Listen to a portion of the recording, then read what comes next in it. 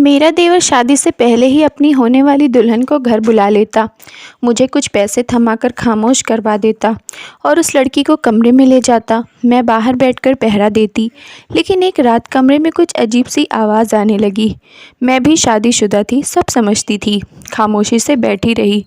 मगर कुछ देर बाद मैंने खिड़की से झाँक कर देखा तो मेरे होश उड़ गए। देवर तो छोड़ो मुझे, कहाँ ले जा रहे हो? मैंने कुछ नहीं किया। मैं चीख चीख कर दुहाई देने लगी, लेकिन किसी ने मेरी एक ना सुनी। लेडीज़ कांस्टेबल मुझे ज़बरदस्ती खींच रही थी और देखने वाले मुझे लानत कर रहे थे। यह वह औरत है जिसने अपने देवर के साथ मैंने अपने देवर के साथ कुछ भी नहीं किया। मैं ज़ोर ज़ोर से चिल्लाने लगी। मुझे अपनी मौत साफ दिखने लगी थी। मेरे पास कोई गवाह, कोई सबूत नहीं था। मुझे आराम से फांसी हो सकती थी। मैंने अपनी रोती पीटती छोटी छोटी दो बेटियों की तरफ देखा, जो अभी 4 साल की थीं, जिन्हें दुनिया का कुछ पता ही नहीं था।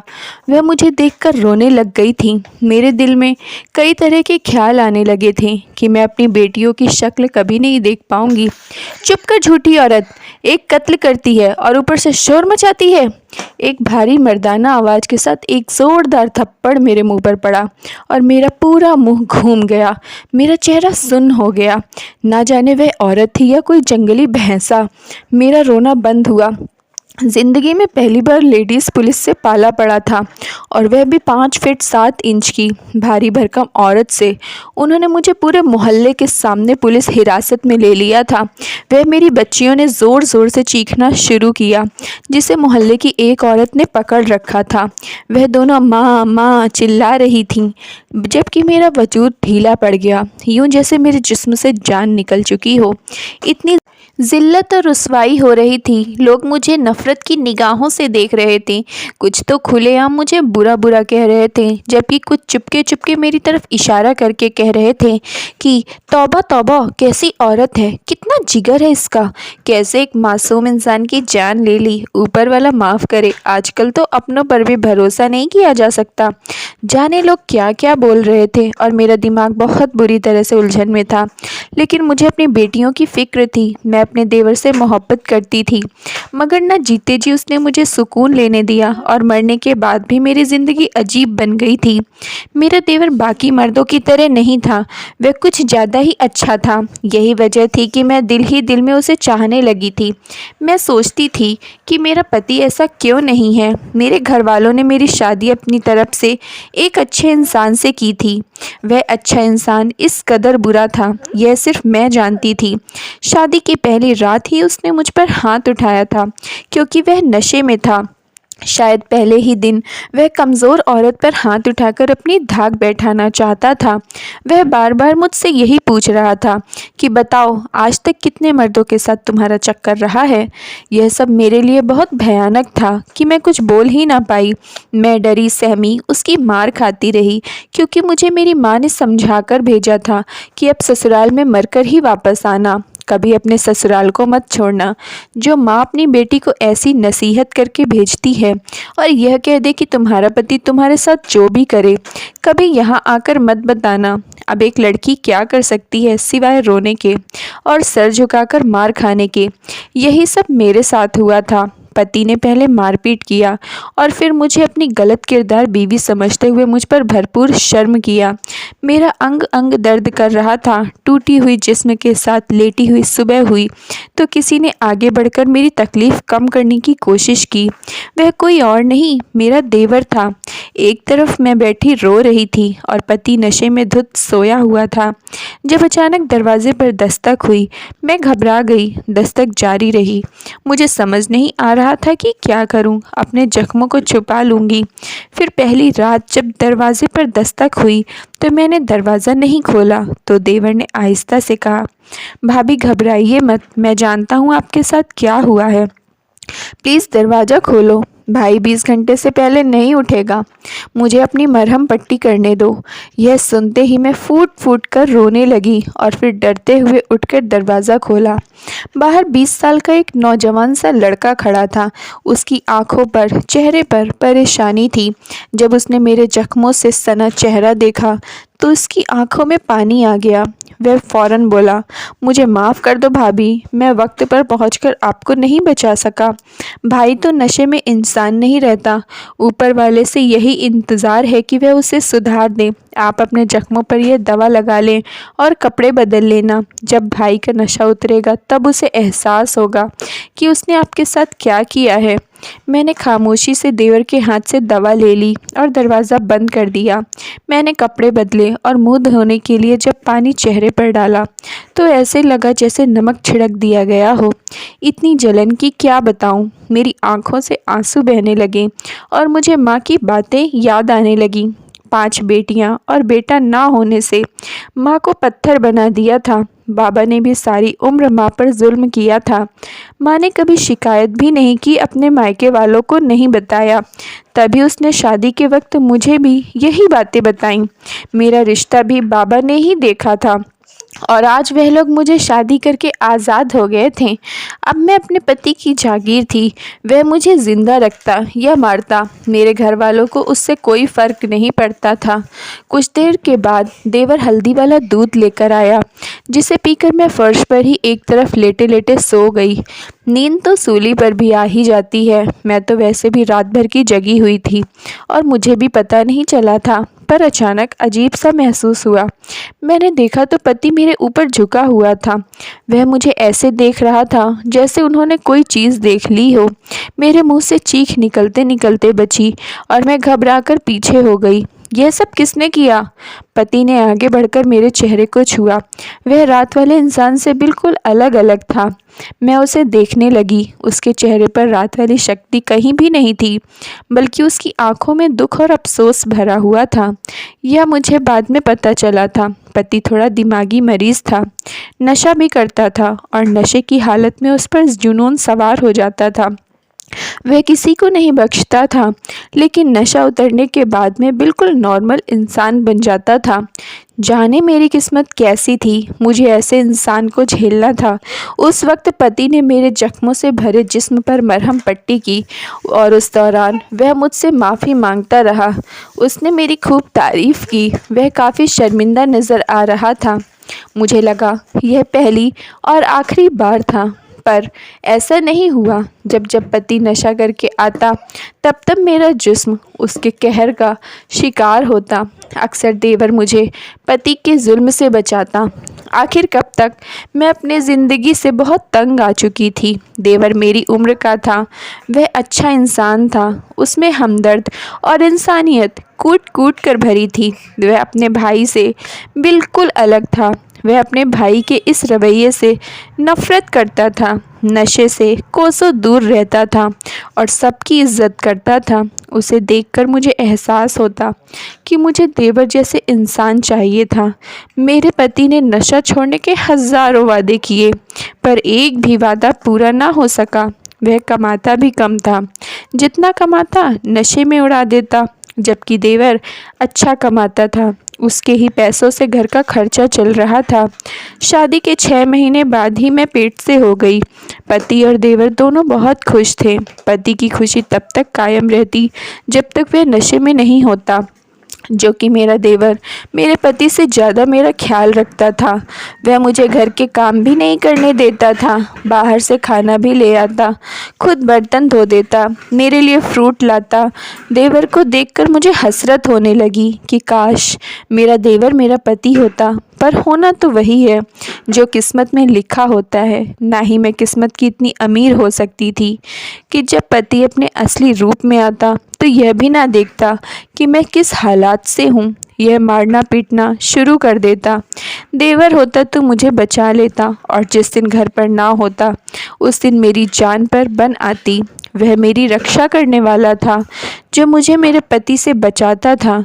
और फिर शादी के 1.5 साल जो मैंने इन तकलीफ़ों में गुजारे थे, उसके बाद मैंने 2 जुड़वा बेटियों को जन्म दिया। मैं डर चुकी थी कि कहीं मेरा पति बेटियों को कोई नुकसान न पहुंचाए या बेटियों की वजह से मैं उसके जुल्म का निशाना न बन जाऊं। बिल्कुल वैसे ही जैसे कि मेरी माँ बेटी पैदा होने पर मेरे बाप का जुल्म का शिकार होती थी। मैं अस्पताल में यही सोच रही थी। मेरा देवर दोनों दोनों बच्चों के साथ प्यार कर रहा था। वह कह रहा था कि दोनों बच्चियां बिल्कुल गुड़िया जैसी हैं। मेरे पति का कुछ देर पहले ही देवर को फ़ोन आया था कि मेरे आने से पहले दोनों बच्चों को यहाँ से गायब कर दे। वह बेटियों का नाम सुनकर नाराज़ था। इस वक्त आंसुओं से मैंने ऊपर वाले से दुआ की कि काश मेरा पति कभी ना आए, वह मेरी बेटी को कोई नुकसान ना पहुँचा पाए। कभी कभी दुआ फ़ौरन कबूल हो जाती है। जैसे उस वक्त शायद ऊपर वाला मेरी बात सुन रहा था। मेरे पति जिन लोगों से नशा लेते थे उनके हाथों ही मारे गए। ये खबर सुनकर मैं हैरान हो गई थी। मेरा दिल रो रहा था। मेरे बच्चे दुनिया में आते ही यतीम हो गए थे। हमारा कोई सहारा नहीं बचा था। पर मैं शुक्र कर रही थी उस ऊपर वाले का। ऐसे जालिम इंसान से मेरी जान छूट गई थी। मेरी बच्चियां आज़ाद हो गई थीं। उन्हें कभी किसी खौफ में जीना नहीं पड़ेगा। वक्त गुजरने लगा। देवर ने मेरी और बच्चों की पूरी जिम्मेदारी ले ली। वह हमें किसी चीज़ की कमी ना आने देता। मैं खुश थी। ज़िंदगी में पहली बार मैं दिल से मुस्कुराने लगी थी। देवर मेरी बेटियों को ऐसे प्यार करता जैसे वह उसकी बच्चियां हों। वह खाली वक्त में उनसे खूब खेलता। वक्त गुजरने लगा। 1 साल गुजर गया। उस 1 साल में मैं एक बार भी नहीं रोई। मुझे पति की एक बार भी याद नहीं आई। मेरी सेहत अच्छी हो गई थी। मैं ऊपर वाले का दिन रात शुक्रिया अदा करती कि ऊपर वाले ने देवर को हमारा सहारा बना रखा था, वरना मैं दर दर की ठोकरें खा रही होती। पर कभी कभी दिल डर भी जाता कि जब देवर की शादी हो जाएगी तब क्या होगा। यह सोचकर दिमाग में ख्याल आते ही मैं बेचैन हो जाती। मैं खूब बन ठन कर रहने लगी थी। मैं चाहती थी कि देवर मुझसे शादी कर ले, लेकिन किस्मत को कुछ और ही मंजूर था। एक दिन देवर ने कहा कि वह शादी करना चाहता है। मेरा दिल धक धक करने लगा। मुझे लगा शायद उसके दिमाग में अभी मेरा ख्याल आया हुआ है। पर जब उसने मोहल्ले की किसी लड़की का जिक्र किया तो मेरे अंदर कांच की तरह कुछ टूट गया। मैं पति के बाद देवर के साथ 3 साल गुजार चुकी थी। उसने कभी मुझे गलत नज़रों से नहीं देखा था और ना ही मैंने उसे किसी लड़की की तरफ दीवाना होते हुए पाया था। फिर अचानक लड़की कहाँ से आ गई थी। मैंने एक लंबी सांस ली। बिना देखे मुझे उस लड़की से जलन हुई, लेकिन फिर देवर के चेहरे पर खुशी देखकर मजबूर हुई। मुझे भी दांत निकालकर मुस्कुराना पड़ा। क्या करती, इतनी बेशर्म भी ना थी कि खुद कहती कि मुझसे शादी कर लो, वह भी 2 बच्चों की माँ से। किस मुंह से कहती। देवर ने मुझे रिश्ता लेकर जाने को कहा और मैं देवर की खुशी के लिए मोहल्ले की एक औरत के साथ लेकर रिश्ता लेने पहुंच गई। जब मैंने उस लड़की को देखा तो मुझे एहसास हुआ कि देवर अचानक पागल क्यों हो गया था। वह लड़की बहुत खूबसूरत थी, हाथ लगाए मैली होती। उसे देखकर मेरे अजीब से जज्बात हो रहे थे। एक तरफ मेरे अंदर की औरत कभी सर उठाती तो दूसरी तरफ भाभी जाग उठती, जिसका फ़र्ज़ अपने देवर का घर बसाना था। लड़की वालों ने हाँ कर दी। देवर का रिश्ता पक्का हो गया। वह बहुत खुश था। इस खुशी में उसने मुझे और बच्चों को शॉपिंग कराई। मैं सारा वक्त यही सोचती रहती कि देवर की शादी हो जाएगी तो मेरा और मेरे बच्चों का क्या होगा। अक्सर मैं यह सोच सोच कर मेरे सर में दर्द हो जाता था। देवर मुझे परेशान देखकर कहता कि सब ठीक होगा, मैं शादी के बाद भी बच्चों का ऐसा ही ख्याल रखूँगा। एक दिन देवर घर पर ही था। उसने अपने कमरे की अच्छे से साफ़ सफाई की और नहा धोकर तैयार हो गया। अभी जैसे किसी का इंतज़ार कर रहा था। तभी दरवाजे पर दस्तक हुई। देवर गया और जब वापस आया तो उसके साथ उसकी मंगेतर थी। मैं उसे देखकर हैरान रह गई। वह कहने लगा, भाभी आज का दिन यह मेरे साथ गुजारेगी। आप पैसे रख लो, कुछ चाहिए हो तो बता देना। मुझे पैसे थमाए और अपनी मंगेतर का हाथ पकड़कर कमरे में चला गया। पहले तो मुझे शर्म आई। बिना शादी के साथ रहना शरीफ लोगों का काम नहीं था, लेकिन क्या करती, मेरे तो सारा घर ही देवर पर चल रहा था। ऊपर से उसने पहले ही पैसे मेरे हाथ में थमा कर रही सही कसर पूरी कर दी थी, वरना दिल तो मेरा जल रहा था कि उस लड़की को धक्के देकर घर से निकाल दूं जो मुझे मेरे देवर से छीन रही थी। मेरा देवर तो शरीफ लड़का था, फिर वह शादी से पहले अपनी मंगेतर से ऐसे ताल्लुक़ कैसे कायम कर सकता है? और फिर वह कैसी बेबाक बेशर्म लड़की है जो उसके बुलाने पर दौड़ी चली आई। वक्त गुजरता गया और यह सिलसिला शुरू हो गया। देवर उसे लेकर घुमाने फिराने चला जाता। देवर अभी मुझसे और बच्चों से इतना ही लगाव रखता था, पर मैं ऐसी ज़िंदगी जीना चाहती थी जो वह लड़की देवर के साथ जी रही थी। 1 साल कैसे गुजर गया कुछ पता ही नहीं चला। अब देवर की मंगेतर से मुलाकात कम होने लगी। वह अक्सर तो देवर घर पर ना मिलता। देवर उससे उखड़ा उखड़ा रहने लगा था। एक दिन वह आई तो दोनों की खूब बहस हुई। मुझे लड़की की आवाज़ आ रही थी जो कह रही थी, तुम मेरे साथ ऐसा नहीं कर सकते। वह गुस्से में थी और फिर चली गई। तकरीबन महीने बाद वह लड़की फिर आई, देवर के कमरे में चली गई। मैं खुश थी, दोनों में अनबन हो गई थी। उसमें मेरा फ़ायदा था। दोपहर का वक्त था, जाने कैसे मेरी आँख लग गई। मैं उठी तो सोचा जाकर देवर को देखती हूँ।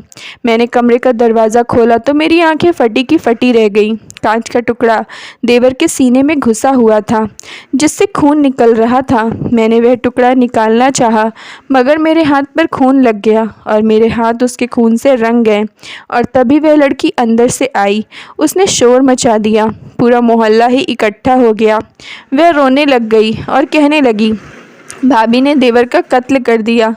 किसी ने मेरी बात पर यकीन नहीं किया और अब मैं सलाखों के पीछे बैठी अपनी किस्मत को कोस रही थी जब मुझे एक लेडी कांस्टेबल पकड़ के एसीपी के पास ले गई। और यहाँ भी मैं पुलिस ऑफिसर को देखकर हैरान रह गई थी। वह भी मुझे अपने सामने देखकर हैरान परेशान था। वह मेरा दूर का रिश्तेदार था जो भले वक्तों में मुझसे मोहब्बत का दावेदार था और शादी करना चाहता था, पर पापा ने इनकार कर दिया था। अब यहाँ वह बहुत तेज़ी से मेरी तरफ बढ़ा और मैं उसे देखते ही खूब ज़ोर ज़ोर से रो पड़ी। फिर उसे सारी कहानी सुनाई। उसे सुनकर अफसोस हुआ कि मैं विधवा हो चुकी थी, बल्कि उसने अभी तक शादी नहीं की थी। उसे यकीन दिलाया कि वह मुझे इंसाफ ज़रूर दिलाएगा। उसने देवर की डेड बॉडी को पोस्टमार्टम के लिए भिजवा दिया और फिर रिपोर्ट और तहकीकात के मुताबिक देवर की मौत के 2 घंटे गुजर चुके थे। उसके हाथ में उसकी मंगेतर का बाल था। उसने ही देवर का कत्ल किया था, क्योंकि वह सुनने के बाद बर्दाश्त नहीं कर पाई थी कि देवर ने उसका इस्तेमाल करके अब शादी से इनकार कर दिया था। वह खूब रोई और फिर कहने लगी कि मैं अपना सब कुछ उसे सौंप दिया और ख़ुद को पूरे तौर पर उसके हवाले कर दिया था, मगर जब उसका मुझसे दिल भर गया तो मुझे छोड़ दिया। मुझे यह सब सुनकर बहुत दुख हुआ। ना जाने उसने गलत क्यों किया था या सही किया था, पर पुलिस ने उसे गिरफ्तार कर लिया। मैं रिहा होकर अभी बच्चों के पास आ गई। देवर भी नहीं रहा था। अकेली औरत का 2 बच्चों के साथ गुजारा मुश्किल ही नहीं, नामुमकिन था। कोई महीने भर बाद मुझे वही पुलिस ऑफिसर जो मेरा रिश्तेदार था मुझसे मिलने आया और उसकी मुझसे शादी की ख्वाहिश थी कि जो मैंने स्वीकार कर ली थी। इतनी मुश्किल सहने के बाद अब मेरे अच्छे दिन आए थे तो मैं इनकार कैसे करती। मुश्किल के बाद आसानी होती ज़रूर है, आज समझ में आ गया था। धन्यवाद दोस्तों। अगर आप लोग को स्टोरी पसंद आई हो तो प्लीज़ लाइक कर दीजिए और चैनल को सब्सक्राइब कर लीजिए।